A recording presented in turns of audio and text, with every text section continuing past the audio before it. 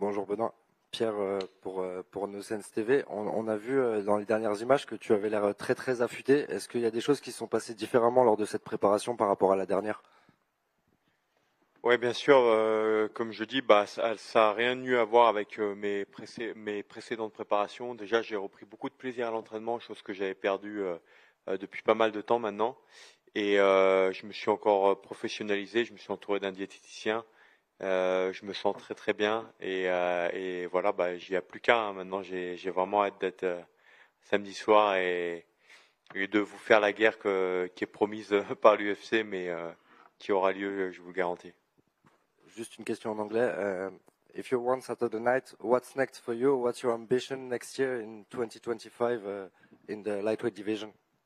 Everything is open, everything is to take. I'm here to take everything I can. First off, I need to put on a huge performance against Moicano. It's a tough fight. I'm expecting a tough fight, and it's going to be one. Expect me to do my best to climb the division. And can you give us a prediction maybe for your fight? Prediction is you're going to like the fight. Thank you. Benoît, j'ai des questions du chat Twitch d'RMC Sport. Pareil, pour rebondir sur la condition physique, tu parais très très très affûté. Est-ce qu'on peut s'attendre à des changements dans la manière de combattre? On va être sur la stratégie BSD qu'on connaît bien. Alors, on change pas l'ADN d'un combattant du jour au lendemain. Maintenant, on peut s'attendre à beaucoup d'ajustements, des ajustements importants. Maintenant, un combattant engagé et généreux, ça je le serai toujours. Mais vous pouvez vous attendre à pas mal de précisions supplémentaires et de choses. Voilà. En tout cas, j'ai hâte de vous montrer un peu tout ce qui a été travaillé. En un camp d'entraînement, c'est jamais facile de réajuster pas mal de paramètres, mais on a fait un bon boulot. Je suis fier du boulot de l'équipe et il n'y a plus qu'à. Et justement, toi qui as bâti ton succès à l'UFC avec cette hyperactivité entre les combats, qu'est-ce que ça fait maintenant de prendre vraiment de grandes pauses entre les combats pour de très gros combats? Bah, ça m'était déjà arrivé avec le Covid. Le Covid, malheureusement, avait mis un peu la carrière de tout le monde en pause, entre guillemets, hein. Et donc, bah, c'est dur pour un combattant parce qu'il veut être actif et à la fois ça fait du bien à la santé mentale parce que ça permet des fois de se reposer, de réfléchir à des choses et de prendre du temps pour sa famille. Et dernière question pour moi. On sait que tu as l'habitude de très beaux discours et de très beaux call-outs après les victoires, notamment à Paris. Est-ce qu'il y a déjà des noms en tête, un plan pour toi précis si tu bats Moicano? Alors, j'ai la chance d'avoir un super manager et moi, mon boulot, c'est de vous donner un combat très engagé et samedi qui donne envie en fait à l'UFC de me donner plus. Et pour ça, c'est à moi de faire une bonne prestation samedi soir. Merci. Benoit, couple of questions in English for the international media. So, as you said before, so you're famous for your call-outs. Any plans already? And if you can answer in English for this question, please.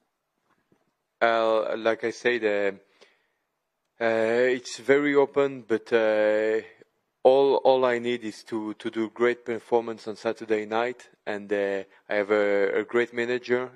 He's taking care of it. My job as a fighter is to go out there and to put on the fight everybody is expecting, and to make it go my way, and we will see from there.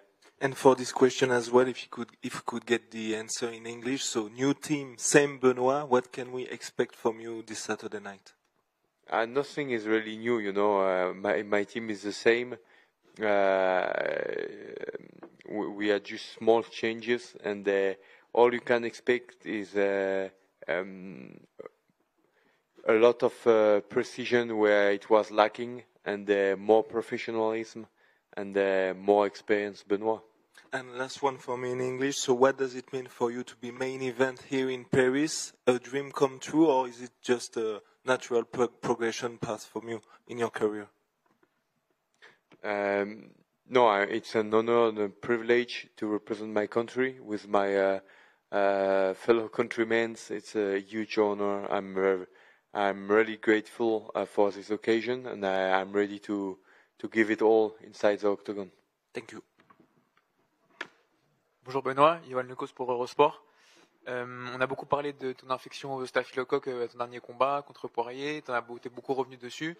Est-ce que c'est quelque chose que tu crains dans ton camp d'entraînement, maintenant que tu arrives à la fin peut-être moins, mais pendant que tu as craint pendant ton camp d'entraînement, est-ce que tu as mis des mesures en place d'hygiène ou quoi que ce soit pour faire barrière à une nouvelle infection? La difficulté en fait, c'est que c'est un sport qui est de plus en plus populaire, donc il y a de plus en plus de gens qui veulent pratiquer. Et c'est le travail qui a été bien fait. Tous les gérants maintenant des salles essayent au maximum de protéger les gens avec le nettoyage. Malheureusement, c'est un truc qu'il faut tout le temps surveiller. C'est un paramètre supplémentaire. La popularité de ce sport fait qu'il y a de plus en plus de passages dans toutes les salles. Et ça fait que il faut être vigilant. Et bien sûr, ouais, faut être très vigilant parce que moi, ça change ma vie d'être bien le jour J. Pour certaines personnes, ça change rien, mais de passer une semaine sous antibiotiques et de rien faire, pour quelqu'un qui a un combat important ou qui est professionnel dans le milieu du sport, ça peut changer sa vie. Donc il faut, et bien sûr, c'est un paramètre en plus. Et je rebondis juste rapidement sur la popularité nouvelle avec de plus en plus de pratiquants dont tu parles justement. Il y a on parle beaucoup dans les MMA, dans les MMA amateurs notamment et dans les salles du fait qu'il y a de plus en plus de cas de staphylocoque. Est-ce que c'est quelque chose que toi tu as observé parmi les gars avec qui tu t'entraînes ou même pas forcément? Comme je le dis, hein, il y a plus de monde, plus de passages, donc oui, c'est quelque chose qui a été. Je pense que c'est quelque chose qui est de plus en plus courant. Et donc il faut y faire attention et il y a une prise de conscience, je pense, collective qui se fait là-dessus dans le monde des sports de combat. Et voilà, on va voir comment ça va évoluer, mais c'est sûr que c'est pas un truc agréable. Merci. Benoit, right here, Emil Sardarian from Stand 'Em Up. I see you train a lot of Muay Thai with a new trainer as well. Has that been a big focus point in your camp? Yeah, I have the same crew as usual, almost. The striking coach has been changing, and yeah, of course, it was a lot of work on we have done together, and I'm ready to show it off. Obviously, you fight very aggressively to the point that sometimes it seems that your offense is also your defense. But with your new coach, he said that he wanted to see you fight more technically with better movement, better defense. Is that what we're going to be seeing here in Paris? Of course, what we want is the same fighter with a bit more of responsibility defensively. And this has been one of the keys around my preparation, and I'm ready to give a war and to show this off. So after your last fight, a lot of fans have been disrespecting you a bit, calling you a fraud because of your last performance. Do you feel like there is a chip on your shoulder to prove to them that you are as good as advertised? You know, it's always the fight business is always like this. With a victory, you are the highest, and with the defeat, you are the worst. It's the difficulty of the fight game.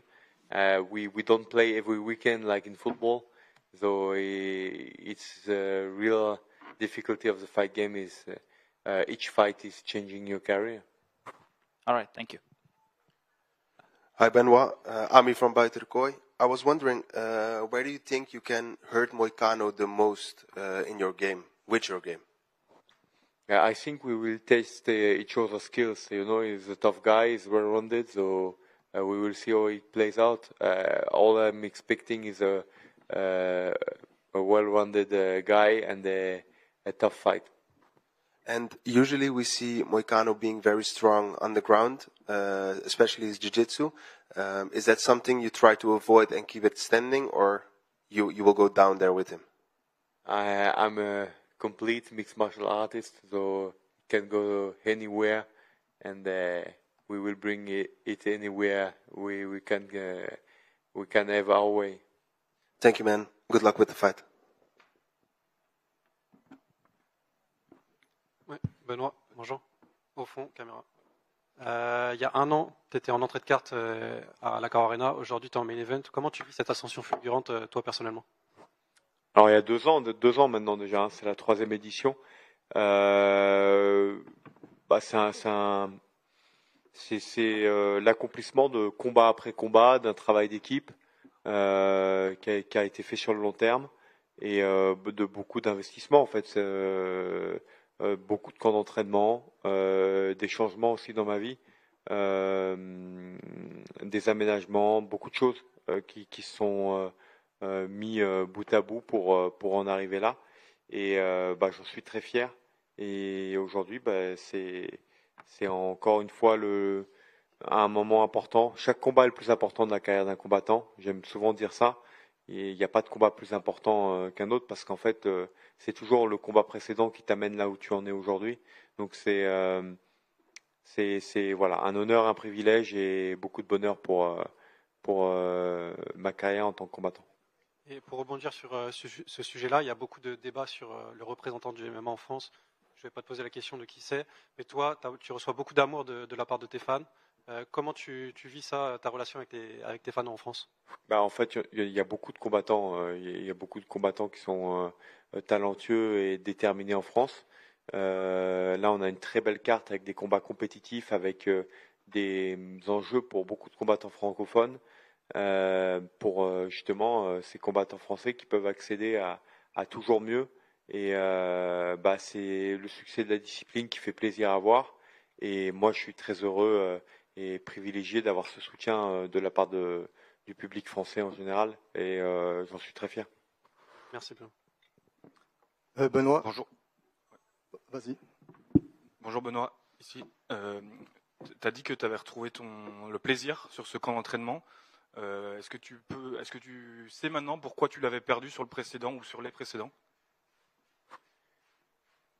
En fait, c'est je pense la gestion de tous les éléments qu'apporte le succès entre guillemets dans une carrière, les sollicitations, l'ensemble des sollicitations qui font que ça change pas mal ton quotidien, mais pas que ton quotidien toi, le quotidien de tout l'entourage qui accompagne ton aventure. Et donc forcément, ça change la vie et il faut arriver à adapter pas mal de choses. Et qu'est-ce que tu as changé justement qu'est-ce que tu as adapté? Vous allez le voir samedi, beaucoup de choses. Bonjour Benoît, Olivier pour Boxmag. Je voulais que tu reviennes un peu avec nous sur ton combat contre Dustin Poirier, savoir comment tu avais géré entre guillemets intérieurement comment ça s'était passé le combat et qu'est-ce que tu en avais retenu. Est-ce que tu avais noté en toi des points faibles et est-ce que par exemple tu t'étais rendu compte qu'il y avait des combattants qui étaient vraiment très forts? Non, déjà je me suis rendu compte qu'il faut sous-estimer personne et qu'il faut surtout arriver prêt au combat à 100% et que je trouvais que c'était un manque de respect d'annuler comme de prendre le combat dans l'état dans lequel j'étais. Donc dans tous les cas, j'étais un petit peu dans une situation de dilemme, mais les défaites font toujours rebondir et remettre pas mal de choses en question. On parle de responsabilité défensive, même à 100%, peut-être qu'au 3e ou au 4e round, j'aurais été dans le même état que j'étais très très rapidement dans ce combat. On ne sait pas en fait, et ça me prépare pour le futur parce que je sais qu'il y a des choses à corriger et on a travaillé dessus et voilà, donc c'est ça. Après, ce qui était frustrant, c'est que par exemple un combat contre Eliseu que je perds à la décision, j'étais quand même fier de ce combat parce qu'à ce moment-là, mon niveau en MMA que j'avais après 2 ans et demi de pratique était là où il était, dans une catégorie qui n'était pas la mienne et le combat m'a quand même rempli de fierté parce que j'étais à 100% ce jour-là et j'ai pu aller au bout de moi-même. Sur ce combat, j'étais absent mentalement et physiquement, donc c'est pas une situation que je souhaite à un combattant. Je pense que c'est un sport qui est très dur et donc il faut être solide et bien dans sa tête et quelque part être dans le bonheur de l'accomplissement du chemin qui t'amène au combat jusqu'au combat pour justement performer. D'accord, merci. Benoit here. Last time you fought in Paris, you had a great performance against Thiago Moises, and Saturday night you'll be main eventing here in Paris. Does that bring more pressure to you to fight in France? No, but a lot more pleasure. A lot more pleasure because it's easier for us, you know. We are here. It's our country. We don't have the jet lag like we have in the US. We take our time. You have the French media that is around you. You have the French people that are cheering for you. Easier for them to get tickets. Of course, it was sold out very fast, but it's easier for them to get there. It's just more kind of a family moment. And last one for me. So obviously before your fight with Poirier, you had a 5-5 win streak, 5 finishes in a row. Then obviously you don't have the performance you want against Poirier. How did you bounce back from that mentally after winning 5 in a row, 5 finishes, and then having a loss? Yeah, it's always hard. It's always hard to bounce back, but it was a lot of work after this, a lot of questions that I had to answer, what I wanted for the future, and a lot of changes to, to get back to taking a lot of pleasure in what I'm doing, and it was also the accumulation of having so many success so fast. Me and everybody that is surrounding the adventure of as a fighter, it was difficult for them to absorb this fast, and it did us good to have sometimes to readjust a lot of stuff. Bonjour Benoît, Lorenzo pour Actu MMA. Donc là, tu vas affronter Moïcano. C'est un combattant qui a quand même pas mal d'expérience. Il a affronté quand même des grands noms à l'UFC. Est-ce que tu dirais que c'est cette expérience qui fait sa plus grande force? Oui, c'est un combattant qui est complet, qui a beaucoup d'expérience. Il a perdu que contre des anciens champions ou des top 10, top 5. Donc c'est un gros test. Et c'est ce que j'attends de ce combat. C'est de prouver ma place et d'être testé. Et j'en suis convaincu, ça va être un beau combat. Et puis on sait que tu as un style très agressif, et est-ce que c'est pas encore plus le cas en France quand tu es devant ton public? Peut-être encore plus galvanisé que tu peux l'être d'habitude? Alors tu es galvanisé, tu l'es, mais au premier combat, je m'étais laissé prendre un peu par les émotions parce que c'était la première fois en France. Je connaissais pas, j'avais pas vécu cette expérience.